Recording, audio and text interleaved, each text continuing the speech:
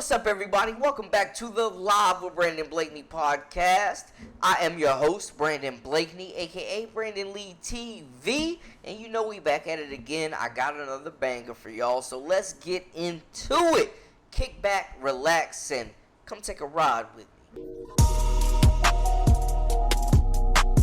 You are now locked into the Live with Brandon Blakeney podcast. Here is your host, Brandon Blakeney.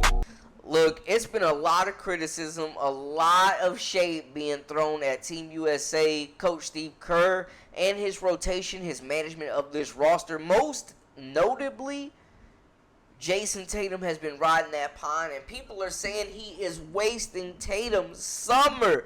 Could this hurt the future of Team USA, man? Ant Edwards, Ja Morant, Jayson Tatum and company are the future. They are the next generation of superstars for the Americas. And I don't know, man, if Tatum comes back and plays after the treatment he's received over this Olympics, man. He started a couple games. I think they really could have used him against Serbia, but he has not found a consistent rotation spot.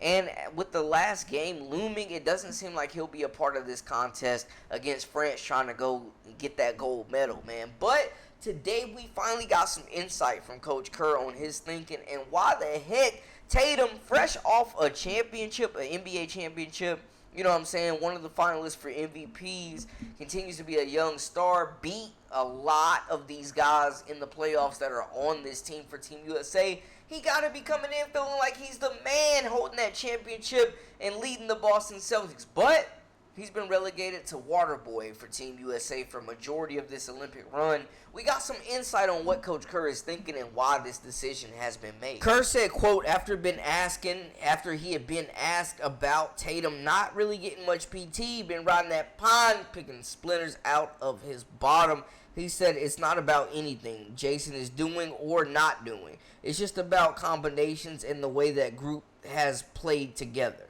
The way Kevin has filled in since he came back from his injury is just a math problem more than anything.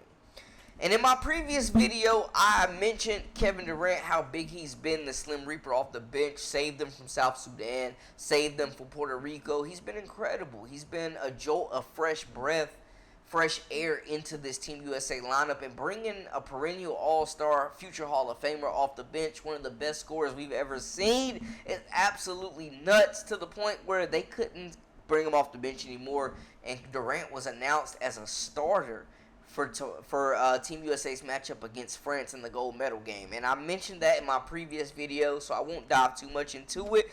But back to Tatum, man. In his sparingly minutes, it's been inconsistent. He scored the basketball some. He's made some good plays. But overall, he hasn't brought much to the floor for Team USA, if we're being honest. Kevin Durant, fresh off an injury, is playing way better quality of basketball right now. Tatum has not been able to contribute and give Coach Kerr a reason to say, hey, we cannot keep this guy off the floor.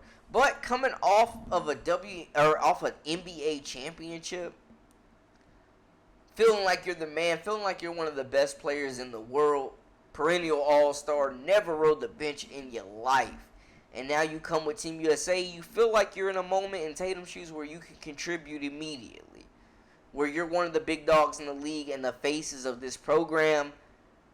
You're feeling discouraged. You're not getting minutes. You're not getting the playing time you deserve, and you can tell on his face when they're celebrating, when they're in the huddle. Tatum looks so unengaged, man, so disengaged.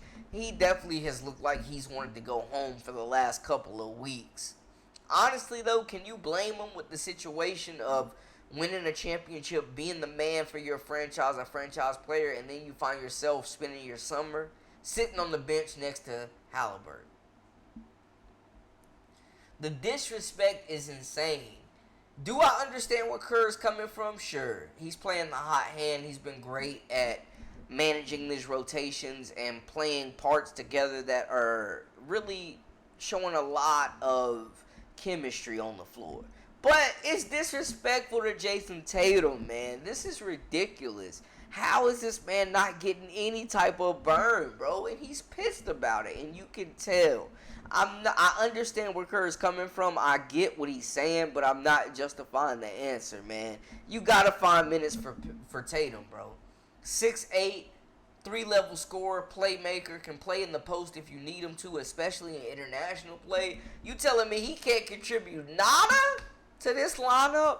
He's not bringing anything to the table. Are you kidding me? I'm just at a loss, man. I'm at a loss. I feel like as a champion, Tatum should be feeling himself. He should be feeling like the king of the NBA right now. And then he gets to France, and he's riding the pine, wasting his summer when he could have been chilling with Ella May, doing his thing, raising his kid, being back at home with Deuce, working out, bettering his game, and instead he's sitting on the bench for Team USA. But at least we got an answer. We got a direct answer. Coach Kerr didn't shy away from the smoke. He answered truthfully. But it's wild that Tatum is not getting any minutes, man. But y'all let me know how y'all feel in the comments about this lineup and this mega matchup. Of course, I will be going live later to preview a more in-depth summary of this matchup and what to expect in this game and what we'll be looking for. And, of course, as always, I want to hear from y'all, family. So y'all let me know how y'all feel in the comments. That is a wrap for us. For all the latest and the greatest, make sure to hit that subscribe button. I'm Brandon Blakeney, a.k.a. Brandon Lee TV. Until next time. We out.